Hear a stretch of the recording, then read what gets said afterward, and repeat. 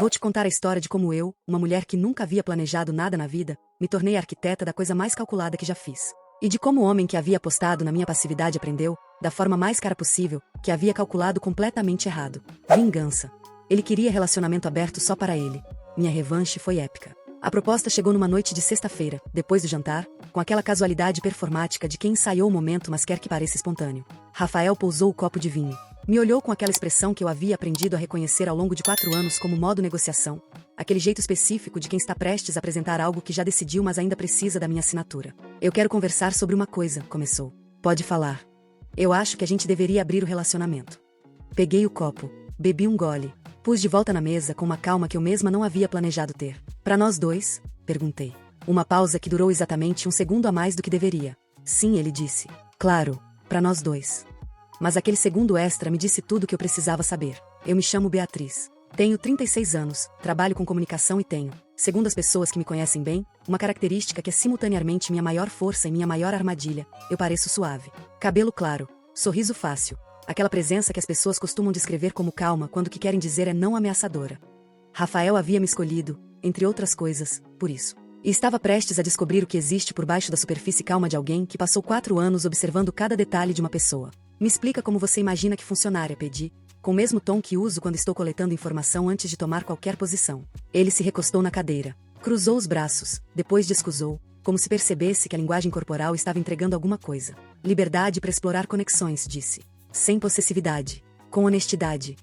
Com honestidade, repeti. Sim. E você veio com essa ideia agora, por quê? Porque acho que a gente está no momento de maturidade suficiente para... Rafael, interrompi, suavemente. Por que agora? Ele ficou em silêncio por um momento.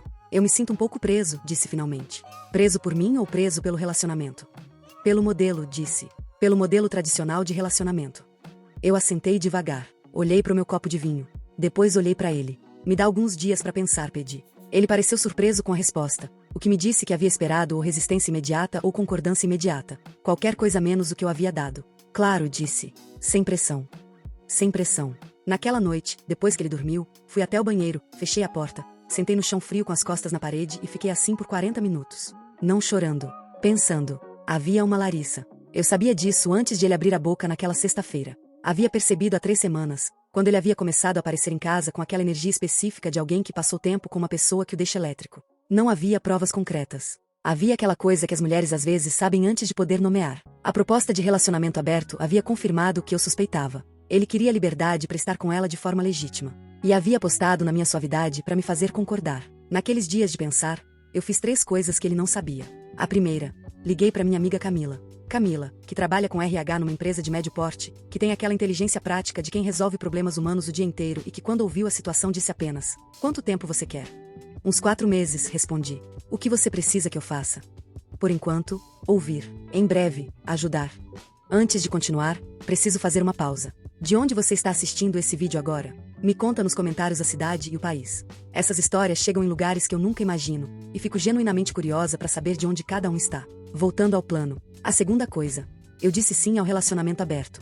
Não com entusiasmo performático. Com uma calma que ele interpretou como maturidade e que era na verdade o início de algo que ele não conseguia ver ainda. Eu pensei bastante, disse, 3 dias depois da proposta. E acho que você tem razão.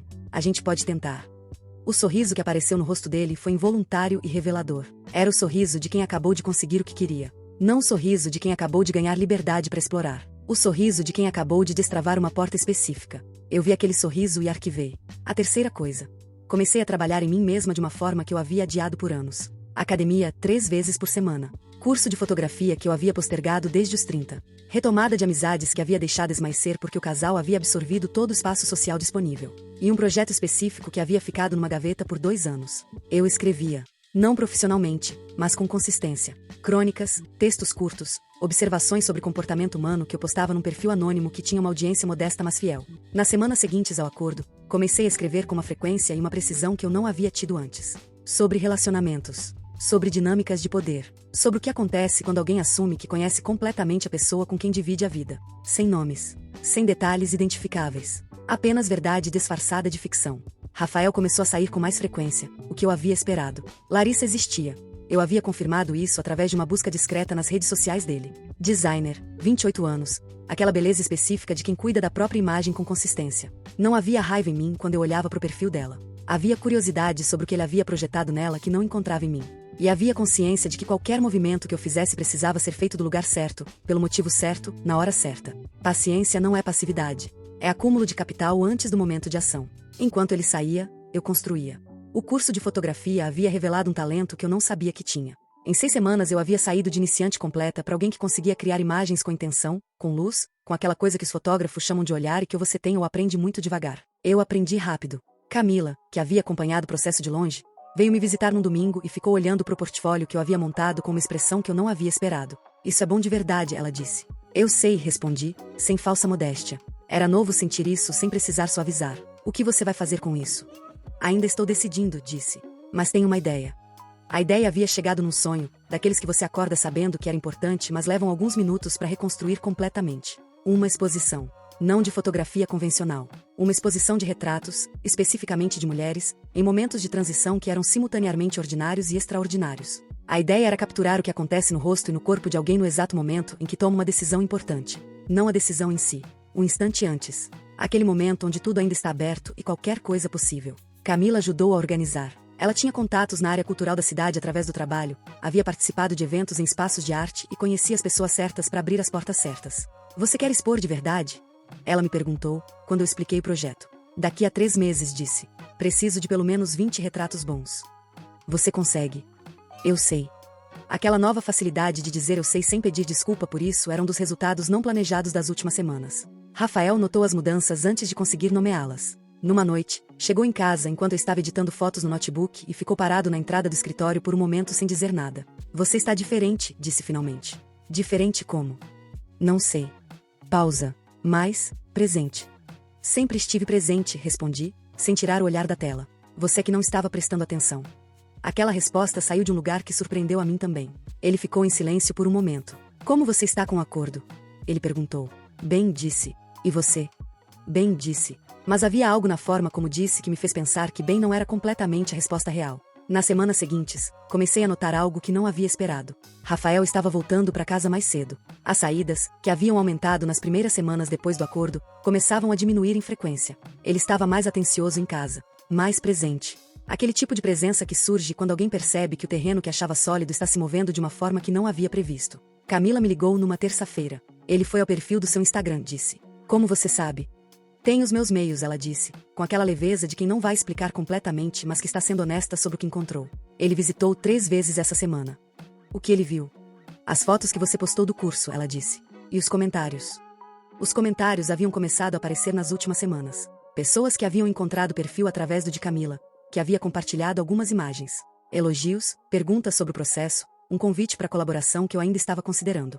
E alguns comentários de homens que eram o tipo de comentário que você reconhece imediatamente como interesse genuíno. Eu não havia planejado isso. Mas arquivei. Posso te perguntar uma coisa? Rafael disse, numa noite de domingo, enquanto a gente jantava. Pode. Você saiu com alguém? Pousou o garfo. O olhei de frente. Dentro do acordo? Perguntei. Sim. Eu tive conversas interessantes com pessoas interessantes, disse. Com uma honestidade que era verdade, mas que cabia em múltiplas interpretações. Por que a pergunta? Curiosidade. Curiosidade, repeti. O acordo não previa que a gente precisava reportar. Não previa, ele concordou. Então por que você está perguntando? Silêncio. Porque você está diferente, ele disse. E eu não sei o que fazer com isso. Aquela resposta foi o momento em que eu soube que o que havia planejado estava funcionando da forma que precisava funcionar. Não funcionando no sentido de que ele estava sofrendo. Funcionando no sentido de que ele estava vendo, pela primeira vez, a pessoa completa que eu era. Não a versão suave e acomodada que havia apresentado por 4 anos. A versão que fotografava, que escrevia, que construía coisas enquanto ele saía, que recebia comentários de pessoas que nunca haviam me visto pela ótica de namorada de Rafael. O que você quer que eu faça com isso? Perguntei. Não sei, disse. Rafael, falei, com a calma que havia se tornado minha característica dominante nas últimas semanas. O que você quer de verdade? Ele ficou em silêncio por um tempo longo. Eu acho que errei, disse finalmente. Em que especificamente? Em achar que o acordo era o que eu precisava.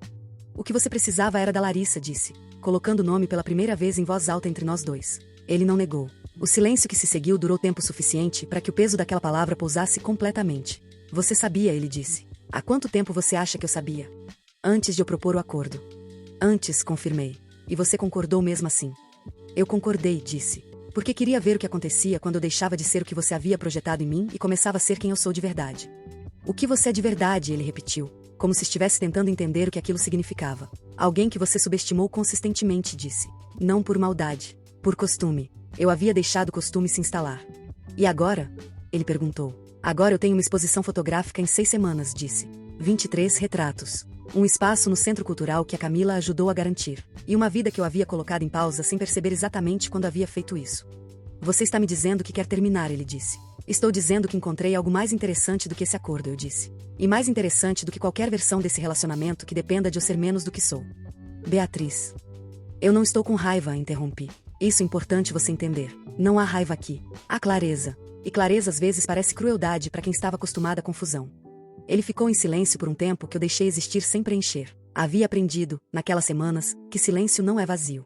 É espaço onde as coisas importantes pousam. Eu perdi você, ele disse finalmente. Você nunca me teve completamente, disse. Você tinha a versão de mim que eu havia deixado ser suficiente. São coisas diferentes. E a versão completa? Ele perguntou. Onde ela estava? Aqui, disse. Sempre esteve, esperando que alguém prestasse atenção o suficiente para procurar. A separação foi processada nas semanas seguintes com uma eficiência que surpreendeu as pessoas ao redor, que haviam esperado conflito e encontraram organização. Não havia muito a dividir materialmente. O apartamento era alugado nos 2 nomes, e ele ofereceu ficar com o contrato sem que precisasse pedir. Talvez como forma de compensação que não era suficiente para compensar nada, mas que era o que ele conseguia oferecer naquele momento. Eu fui morar com Camila por 2 meses enquanto encontrava o lugar certo. A exposição aconteceu numa sexta-feira de noite, 6 semanas depois daquela conversa de domingo. O espaço era menor do que eu havia imaginado na versão ideal da ideia, mas tinha uma luz que fazia as fotos parecerem exatamente o que eu havia querido que parecessem. 23 retratos de mulheres em momentos de transição. Algumas eu havia fotografado com permissão formal, em sessões planejadas. Outras eram capturas de momentos que eu havia pedido para registrar no instante em que os vi acontecer. Uma mulher num banco de praça, olhando para o celular com expressão de quem acabou de ler algo que mudou alguma coisa. Uma menina na esquina que havia parado de andar para olhar para uma vitrine com uma concentração que parecia mais importante do que vitrine nenhuma merecia. Uma idosa numa fila que havia fechado os olhos por um segundo. E naquele segundo havia algo no rosto dela que parecia paz absoluta e determinação absoluta ao mesmo tempo. Camila chegou cedo para me ajudar com os últimos detalhes. Ficou parada na frente de uma das fotos por um tempo longo. Essa sou eu, ela disse finalmente. É. Quando você tirou isso? No dia em que você veio me ajudar com o portfólio, disse. Você estava olhando para as fotos e houve um momento em que você achou que eu não estava vendo. Mas você estava. Sempre estou. Ela ficou olhando para a própria imagem por mais um tempo. Você conseguiu capturar alguma coisa que eu nem sabia que havia ali, ela disse. Estava, disse. Só precisava de alguém que olhasse no momento certo. O espaço foi enchendo ao longo da noite. Não uma multidão, mas mais gente do que eu havia esperado, e de um tipo específico, pessoas que paravam de verdade em frente a cada foto ao invés de circular rapidamente. Numa das últimas horas da noite, Camila me puxou discretamente pelo braço. Rafael está lá fora, ela disse, em voz baixa. Virei levemente para olhar pela janela de vidro da entrada. Ele estava de pé na calçada, do lado de fora, olhando para o interior do espaço com aquela expressão que eu havia visto naquela última noite de domingo. A expressão de alguém que está entendendo algo que deveria ter entendido antes. Ele entrou? Perguntei. Ficou do lado de fora por uns 20 minutos, Camila disse. Depois foi embora. Eu assentei. Não havia triunfo no que eu senti. Havia algo mais quieto e mais completo do que triunfo. A revanche épica que eu havia planejado não foi nenhum gesto dramático. Não houve confronto público. Não houve revelação calculada diante de uma audiência. Não houve nenhuma das coisas que as pessoas imaginam quando ouvem a palavra revanche.